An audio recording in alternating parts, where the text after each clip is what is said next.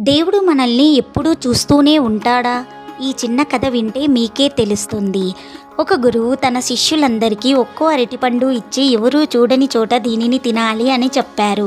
శిష్యులందరూ రకరకాల చోట్లకు వెళ్ళారు. ఒకరు చీకటి గదిలోకి, మరొకరు అడవిలోకి, ఇంకొకరు కొండల చాటుకు వెళ్ళి ఎవరూ చూడట్లేదని పండుని తినేసి వచ్చారు.